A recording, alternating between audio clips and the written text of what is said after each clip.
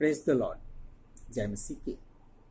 दोस्तों, प्रभु यीशु मसीह के पावन पवित्र नाम में मैं आप सबका हार्दिक अभिनंदन करता हूं, स्वागत करता हूं। बाइबल परमेश्वर का वचन है। कैसे? आज हम लोग इसी विषय के ऊपर परमेश्वर के वचन से चर्चा करेंगे।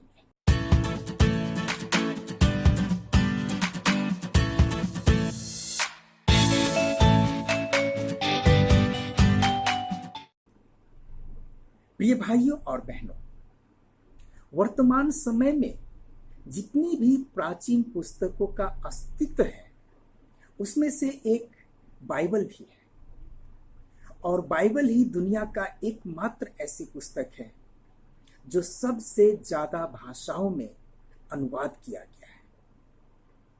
दुनिया का सबसे ज्यादा बिकने वाली पुस्तक भी बाइबल है, और दुनिया का सबसे ज्यादा लोगों के द्वारा पढ़ी जाने वाली पुस्तक भी बाइबल है।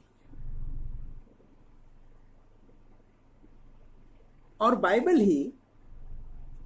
बाइबल ही एकमात्र ऐसी पुस्तक है जो हर युग में घृणा की दृष्टि से देखा गया और हमेशा किसी न किसी विवाद से घिरा रहा। जैसे कि कुमारी से जन्म लेने का विवाद, परमेश्वर का पुत्र होने का विवाद, मृत्यु का विवाद, स्वर्गारोहण का विवाद और परमेश्वर का वचन का विवाद।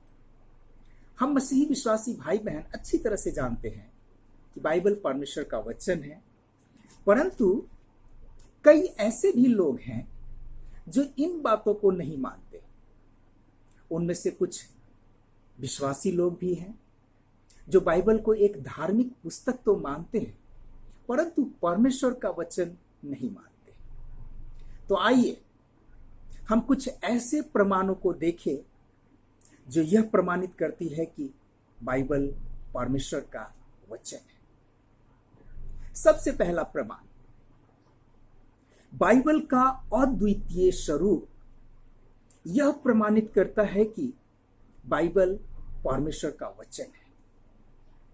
दोस्तों, बाइबल 3 भाषाओं में लगभग 40 व्यक्तियों के द्वारा 1600 वर्ष की अवधि में लिखा गया। नया नियम यूनानी भाषा में, पुराना नियम का कुछ भाग अरामी भाषा में, बाकी इब्रानी भाषा में। इनके लेखक नेता थे, राजा थे, गररिया थे, नबी थे, विद्वान थे और मछुआरे थे।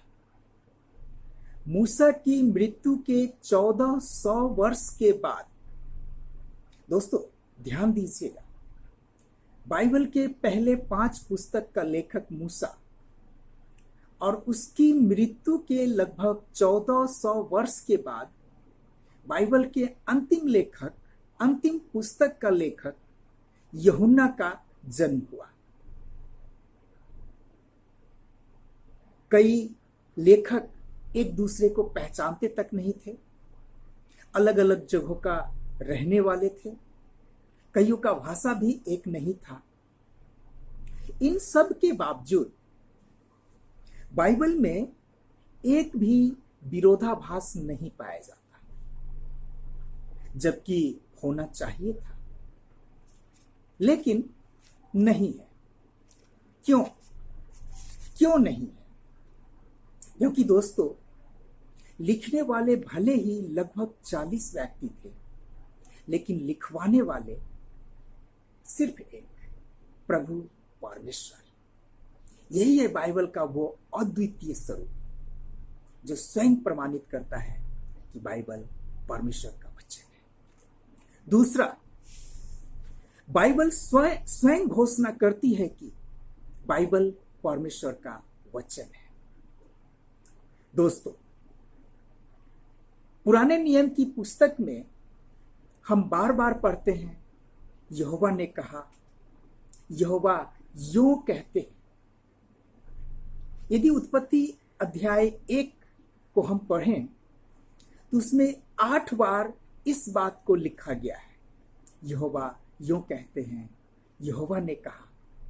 पद 3, पद 6, पद 9, पद 14, पद 20, पद 24, पद 26 और पद 29। इन पदों में हम पढ़ते हैं कि यहोवा ने कहा, यहोवा ने यूं कहा।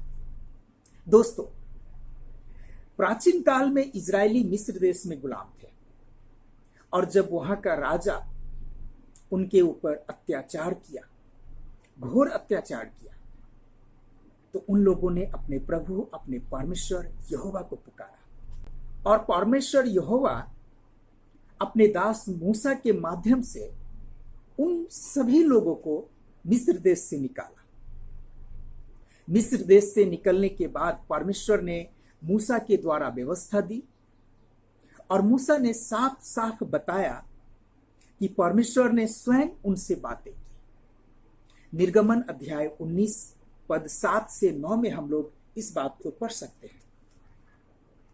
इस प्रकार से लिखा है, निर्गमन अध्याय 19 पद 7 से लेकर 9 पद तक। तब मूसा ने आकर सब लोगों के पुरनियों को बुलवाया और इन सब बातों को जिन्हें कहने की आज्ञा यहोवा ने दी थी उसके समक्ष रखी। सब लोगों ने एक साथ मिलकर उत्तर दिया, जो कुछ यहोवा ने करने के लिए कहा है हम सब करेंगे। मूसा ने जाकर लोगों की ये बातें यहोवा को कह सुनाई। तब यहोवा ने मूसा से कहा, देख, मैं घने बादलों में तेरे पास आऊंगा, जिससे जब मैं तुझसे बातें करूं तो ये लोग सुन सके और सदा तेरी प्रतीति करें।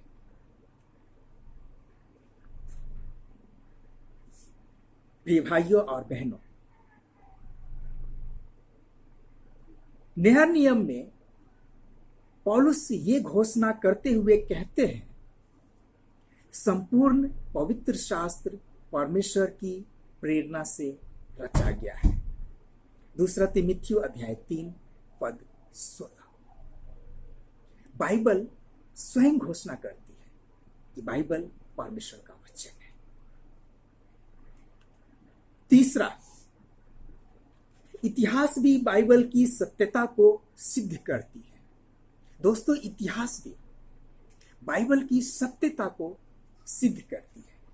एक समय था जब बाइबल के आलोचक कहते थे कि बाइबल में बहुत सारी ऐतिहासिक गलतियां हैं, परंतु अब वही आलोचक बाइबल को इतिहास से संबंधित एक विश्वसनीय पुस्तक मानने लगी है।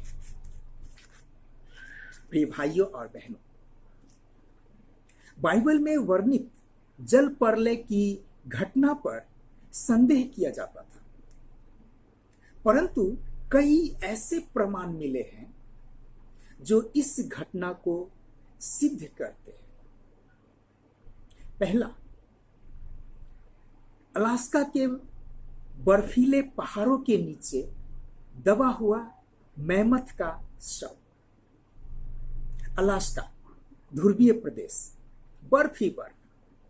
बहुत कम संख्या में लोग वहां रहते हैं क्योंकि बहुत अधिक सर्दी है। और उसी अलास्का के बर्फ के पहाड़ों के नीचे हजारों लाखों की संख्या में मैमथ नामक जानवर का शव पाया गया है। ये मैमथ प्राचीन काल में हाथी का एक प्रजाति हुआ करता था, जो आज के समय में नहीं पाया जाता। आज के हाथी में और उस मैमथ में फर्क सिर्फ इतना है कि मैमथ का दांत लगभग 3 मीटर लंबा हुआ करता था और उसके शरीर पर बाल होते थे। उसी मैमथ का शव लाखों की संख्या में अलास्का के बर्फीले पहाड़ के नीचे दबा हुआ पाया गया है और उसके मुंह में जो घास पाया गया है, उसके पेट में जो घास पाया गया है, वो गर्म प्रदेश में पाए जाते हैं। इसका मतलब कि मैमथ निश्चय ही किसी जल प्रलय में बह करके अलास्का में आकर के इकट्ठे हो गए। हम ऐसा कह नहीं सकते कि ये मेहमत वहीं के रहने वाले थे, क्योंकि जो घास उसके मुंह से निकला है, मुंह में पाया गया है, पेट में पाया गया है, वो गर्म इलाकों में हुआ करता है, अलास्का में नहीं। ये निश्चय ही नूह के समय के जल प्रलय की घटना की ओर संकेत करता है, जिसमें बह करके सभी मेहमत एक जगह अलास्का में इकट्ठे हो गए। और दूसरा दोस्तों, संसार के सभी देशों में कोयला पाया जाता है। कोयला जीवित प्राणी का अवशेष है। यदि दरख्त, बड़े बड़े पेड़ किसी कारणवश अपने जड़ से उखड़ जाए और वो मिट्टी में दब जाए, तो अत्यधिक दबाव और अत्यधिक ताप के कारण कुछ वर्षों में वो कोयला में परिवर्तित हो जाएगा। और आज दुनिया के लगभग हर एक देशों में कोयला के बड़े बड़े भंडार हैं। आखिर वो बड़े बड़े दरख्त एक साथ एक जगह पे कैसे इकट्ठे हो गए, वो भी लाखों करोड़ों की संख्या में। कोयला के बहुत बड़े बड़े भंडार लगभग सभी देशों में एक साथ कैसे आ गए? निश्चय ये नूह के जल प्रलय के घटना है। उस जल प्रलय में ये बड़े बड़े दरख्त, बड़े बड़े पेड़ अपने जड़ से उखड़कर एक जगह पे इकट्ठे हो गए।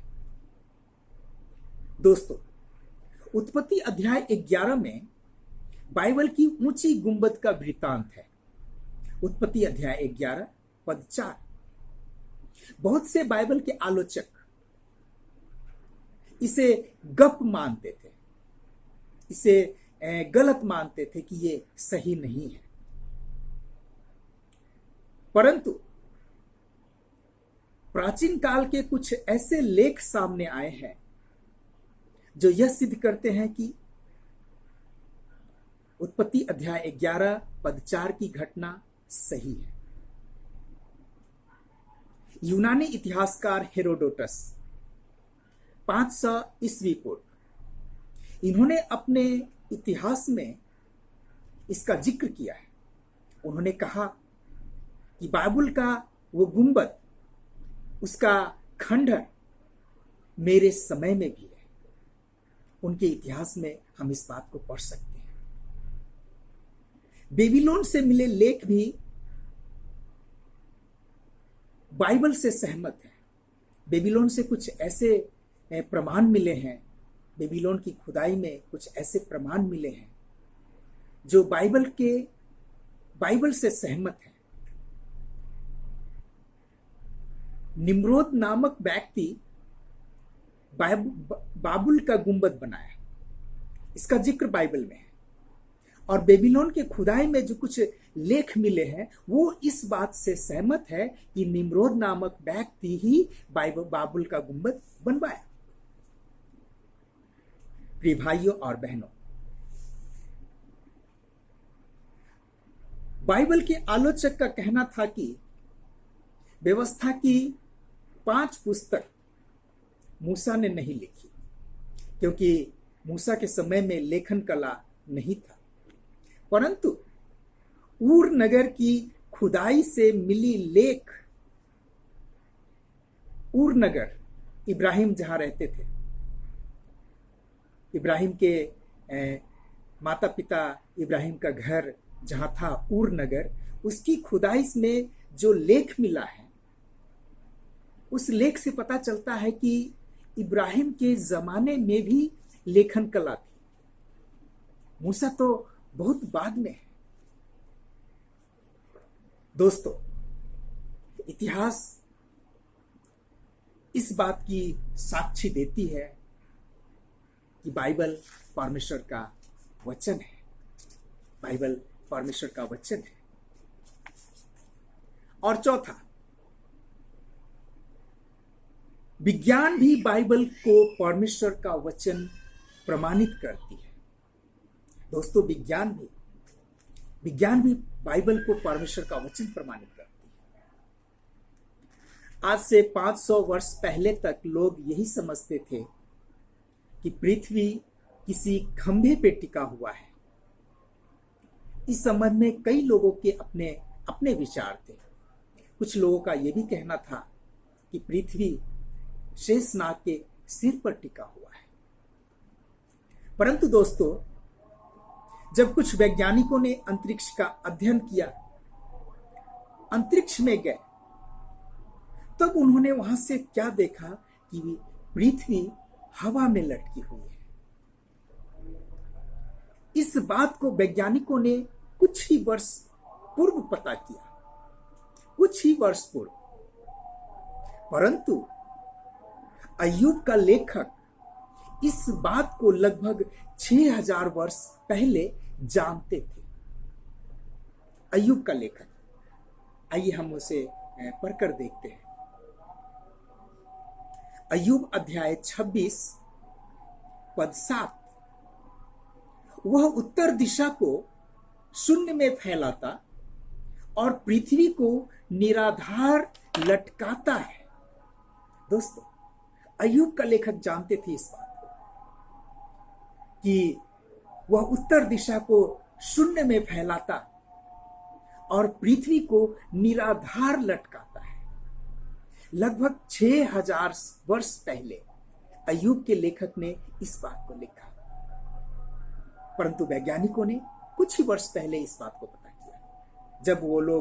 जब वैज्ञानिक अंतरिक्ष में गए, तब उन्होंने देखा कि अरे पृथ्वी तो हवा में लटक रहा है, समतल नहीं है, गोल है।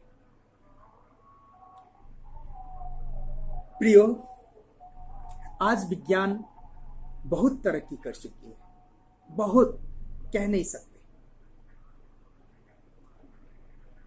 दुनिया के किसी भी कोने में घटने वाली किसी घटना को हम लोग अपने घर बैठे लाइव देख सकते हैं, चाहे वो क्रिकेट हो, फुटबॉल हो या कुछ भी, या कोई घटना। इस तकनीक की खोज 19वीं शताब्दी में हुआ। परंतु ध्यान दीजिएगा प्रिय भाइयों और बहनों, इस तकनीक का खोज 19वीं शताब्दी में हुआ, परंतु इस तकनीक के विषय में परमेश्वर ने 2000 वर्ष पूर्व यूहन्ना को बताया। यूहन्ना प्रभु यीशु मसीह के 12 प्रेरितों में से एक यूहन्ना, 2000 वर्ष पूर्व परमेश्वर ने इस तकनीक के विषय में यूहन्ना को बताया। प्रकाशित वाक्य 11 पद 9।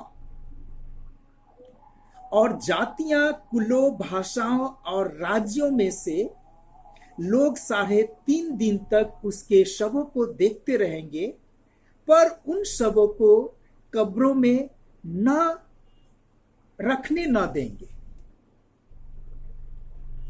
यहां पर 2 गवाहों के विषय में लिखा गया है।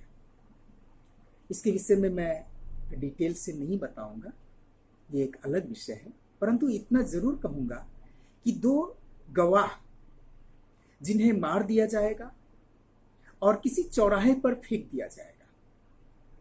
और हम यहां पे पढ़ते हैं कि 3.5 दिनों तक उसके शव दुनिया के हर एक आंख उसे देखेंगे। लिखा है, और जातियां, कुलों, भाषाओं और राज्यों में से लोग 3.5 दिन तक, 3.5 दिन तक उसके शवों को देखेंगे। यदि ये घटना किसी दूसरे देश में होता है तो हम अपने देश में कैसे देखेंगे? सैटेलाइट के जरिए लाइव टेलीकास्ट,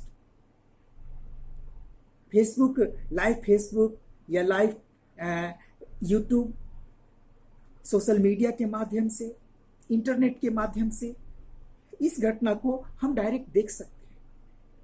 दोस्तों, यूहन्ना जो इस दर्शन को देख रहा था और लिख रहा था, वो इसकी कल्पना भी नहीं कर सकता था।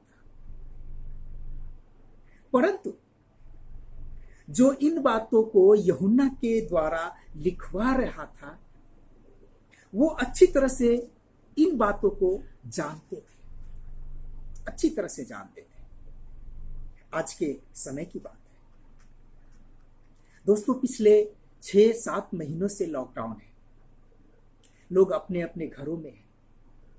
जहां कहीं भी मसीही मंडलियां हैं, वो एक साथ सेवा संगति नहीं कर पा रहे हैं, लेकिन सोशल मीडिया के कुछ प्लेटफॉर्म के माध्यम से सभी मसीही मंडली आराधना कर रहे हैं, एक साथ लाइव मिल करके कर रहे हैं। भले ही दूर दूर बैठे हुए हैं, लेकिन एक साथ सेवा संगति कर रहे हैं। इसके विषय में, इस टेक्निक के विषय में परमेश्वर ने 2000 वर्ष पहले यूहन्ना को बताया कि 2 गवाह जिसे मार दिया जाएगा, चौराहे पर फेंक दिया जाएगा और 3.5 दिनों तक दुनिया की हर एक आंखें उसे देखेंगे। प्रिय भाइयों और बहनों, विज्ञान सच में साबित करती है कि बाइबल परमेश्वर का वचन है। आगे बाइबल के अनुसार, दोस्तों, बाइबल के अनुसार पृथ्वी अपनी धुरी पर घूमती है। बाइबल के अनुसार ये बातें हमें तब तक मालूम नहीं था जब तक कि वैज्ञानिक लोग अंतरिक्ष में ना गए। अंतरिक्ष में जाने के बाद ही हमें पता चला कि पृथ्वी अपनी धुरी पर घूम रही है। नहीं तो हम लोग तो यही समझ रहे थे कि पृथ्वी समतल है या शेषनाग के सिर पर टिका हुआ है, लेकिन पृथ्वी अपनी धुरी पर घूम रही है। ये लूका अध्याय 17 पद 24 में हम पढ़ते हैं। ध्यान से सुनिएगा मेरे प्रिय भाइयों और बहनों। इस प्रकार प्रभु कहते हैं, क्योंकि जिस प्रकार बिजली चमक कर आकाश के एक छोर से दूसरे छोर तक क्रोधती है, जिस प्रकार बिजली चमक कर आकाश के एक छोर से दूसरे छोर तक, मान लीजिए दोस्तों ये पृथ्वी है, यदि बिजली यहां चमका तो यहां के रहने वाले लोग भी उसे देखेंगे और यहां के रहने वाले लोग भी देखेंगे। बिजली चमका और चूंकि पृथ्वी अपने धुरी पर घूम रही है, इसलिए पृथ्वी के चारों दिशा के रहने वाले लोग उस बिजली को चमकते हुए देखेंगे, उस बिजली को चमकते हुए देखेंगे, क्योंकि पृथ्वी अपनी धुरी पर घूम रही है। विज्ञान प्रमाणित करती है कि बाइबल परमेश्वर का वचन है। और इन सब से बढ़कर, प्रिय भाइयों और बहनों, इन सब से बढ़कर जो प्रमाण है वो है स्वयं प्रभु यीशु मसीह बाइबल को ईश्वर प्रेरित बताते हैं। स्वयं प्रभु यीशु मसीह। यूहन्ना अध्याय 13 पद 18 में प्रभु इस प्रकार से कहते हैं। यूहन्ना अध्याय 13 पद 18, मैं तुम सब के विषय में नहीं कहता, मैं उनको जानता हूं जिन्हें मैंने चुन लिया है, परंतु यह इसलिए है कि पवित्र शास्त्र का वचन पूरा हो। पवित्र शास्त्र का वचन पूरा हो। प्रभु यीशु मसीह जानते हैं कि बाइबल परमेश्वर का वचन है और इसमें लिखी एक एक बात पूरी होगी। इसलिए प्रभु कहते हैं कि पवित्र शास्त्र का वचन पूरा हो। अध्याय 15 पद 25 में प्रभु कहते हैं, अध्याय 15 पद 25, परंतु उन्होंने ऐसा इसलिए किया कि वह वचन पूरा हो जो उसकी व्यवस्था में लिखा है।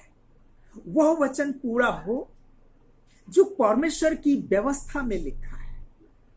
प्रिय भाइयों और बहनों, प्रभु यीशु मसीह ने बाइबल को ईश्वर प्रेरित बताया।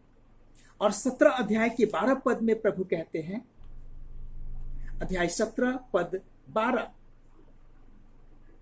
जब मैं उसके साथ था, मैंने तेरे उस नाम से जो तूने मुझे दिया है उसकी रक्षा की, और विनाश के पुत्र को छोड़ उनमें से कोई नाश न हुआ, इसलिए कि पवित्र शास्त्र की बातें पूरी हो, पवित्र शास्त्र की बातें पूरी हो।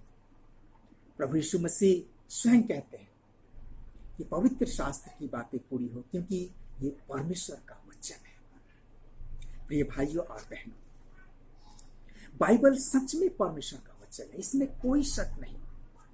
यदि आपके मन में ऐसा थोड़ा सा भी शक है तो आप उसे दूर कीजिए, आप उसे दूर कर दीजिए।